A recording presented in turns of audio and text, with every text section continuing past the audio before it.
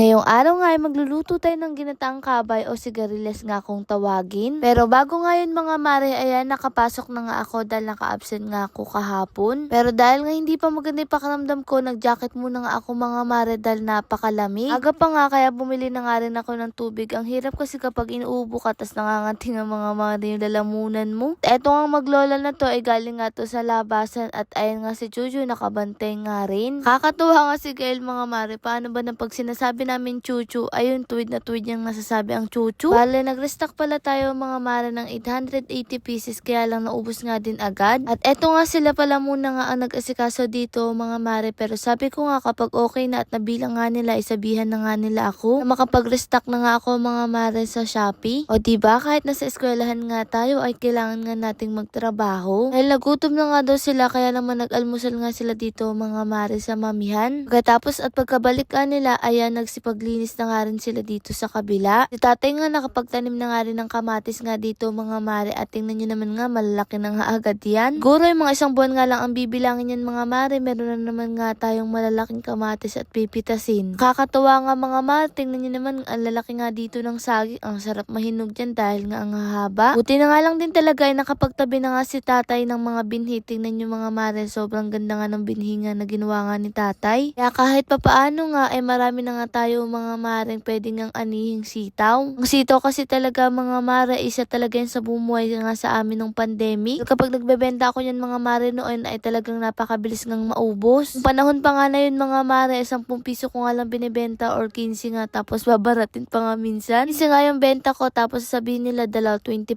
na nga lang. O diba may 15 pa nga noon mga mare, pero ngayon grabe talaga ang mahal ng bilihin. Kaya buti na nga lang talaga si tatay, napakahilig nga mga mare at bihasa na nga rin sa pagtatanim. Nagtatanim nga siya mga mare, bukod nga siya nalilibang siya ay nakakatipid nga tayo sa mga gulay. Ito ang tinanim nga nila na saluyot, ayan nakakuha na nga rin si tatay na binhi kaya naman nga ilalagay niya nga rin dito. Nga sa likod bahay nga natin ay napakadami nga mga mareng kabyos. Ganito pala mga mare ang buto nga ng saluyot, o di ba ang liliit niya pero kapag namunga ang dami, napakasarap nga ng saluyot kapag lalagyan mo nga ng sardinas. Kaya mark nga mga mare, siguro napansin nga na napakadami nga nitong kanturay kaya ayan kumuha nga sila. Kasi pwede na nga nilang almorsalin yan mga mare, pakukuluan nga lang yan, tas sakto naman may kamatis at bagoong tayo dyan ay okay na nga yan. Titingnan mo nga, akala mo talaga mga mare ay hindi nga kinakain yan, pero kasi ang ganda nga rin mga mare, tingnan nyo puting puti. Ihambing mo nga ang kulay niya sa sampagita mga mare, pero yung amoy parang wala naman nga itong amoy. Sa mga pakuluan, ayan minekos-mekos na nga ni Kuya Mark dahil sila naman nga lang ang kakain nga niyan dahil maaga pa ng mga oras nga nin mga mare. Pagkatapos nga nila mga mare ay nagsipagkain na nga rin sila, parang almusal na nga nila ito. Tanggail nga natin, tingnan nyo naman sobrang likot na nga talaga mga mare, ayaw na nga niyan sa walker, nagwawala kapag andoon. At talaga nga mga mare, masasabi namin mas nakakapagod nga ngayon dahil napakalikot na nga. Bukod dun ay sobrang ingay na nga rin niya at nagagalit nga siya mga mare, tingnan nyo naman nga ang ingay niya ng mga oras nga nin, kaganyan yung itsura niya. Tapos matatawa ka nga dyan kung yung tawa ba niya pilit dahil bilang na bilang nga ang tawa, ha ha ha, ganyan. Kaibigan mo nga mga mare na parang tumatawa na parang peke, ganun. Nakaligo na nga rin ako mga mare at napadala ko na nga yung mga orders nga kaninang umaga. Ayan naman ngayon namitas na nga rin ako ng kabay. Kami palang tawag dito mga mare, merong kabay, sigarilyas, meron pang singsing ba yun? Gising-gising yata mga mare. Dahil nga matagal ko na nga hindi to natitikman, lalo na nga kapag gata, kaya naman sabi ko kay Ran ay magagata nga kami nito. Una nga akala ko konti nga lang mga mare, kaya naman sabi ko nga ay lalagyan ko na nga rin ng sitaw dahil magkamukha rin naman nga itong berde. Iwain nga lang pala natin mga maring maliit at eto nga't inasikaso ko na nga rin. Habang andito nga si tatay, ayan nagbabalat naman nga siya dito mga mare ng pinya. Hindi kasi ang mahirap sa pinya mga mare, ang hirap ng balatan. Ito pa nga yung natira nga namin ng bagong taon, hindi naman nga nagalaw. Diba mga mare, kapag nagluluto ba kayo ng sigarilyas, ano yung mga klaseng luto ang ginagawa nyo dito? Ako kasi talaga nakasanayan ko gatato mga mare. O doon hindi ko na alam kung ano nga pwede ditong gawin, pwede siguro tong i-adobo. Eto nga tapos na nga si tatay balatan yung pinya, kaya na pagkatapos ko maghiwa, ayan kumain na nga rin ako ng pinya. Alam, maganda pikit-pikit nga ako mga mare, paano ba naman sobrang asim? Pero napakasarap naman nga mga mare, tapos isasawsaw mo nga sa may toyo, ay toyo tuloy sa may sili. Tapos ko nga mga mare, mga sim dito, ayan nagisa na nga rin ako dito ng sibuyas, balang sahog pala nito ay manok. Pakuluan ko na nga kay Kuya Mark para nga mabilis na nga lang mga mare, at eto nga't okay na, ginisa ko na muna nga at pagkatapos nun ilalagay ko na nga rin etong kabay. Nakapansin pala mga mare, o nagtatanong ako saan ko eto nabili mga mare, itim na to. Maraming ang kulay na pagpipilian to. Kasi nito mga mare, kaya kapag nilalamig ay pwede mo nga tong isuot kahit sobrang nipis ay mawawala lamig mo. At eto nga mga mare, minekos-mekos ko na nga rin yan para nga manuot nga ang lasa sa bawat isa at nilagyan ko na nga rin itong gata. Kung nga lang yan mga mare kumulo tapos ilalagay ko nga yung huling gata niyan mga mare at eto nga si Ran tinatanong nga niya ako niyan. Syempre naganda-gandahan naman nga ang mare nyo, abay lalo nga mailab ang parang Ran nyo. Nung okay na nga, ayan mga mare, diba napakabilis nga lang magluto nito, hindi ko na nga siya pinatuyuan sa gata dahil mas masarap nga kung may sabaw. Diba mga mare, nagluto lang ako pero tingnan nyo yung buko, parang bruha na nga rin dahil sa gutom. Na lang tong recipe na to mga mare, pwede nyo nga rin gawin. Lord, marami pong salamat sa lahat ng blessing at syempre sa inyo mga mare, paano ba yun? Bukas na lang ulit.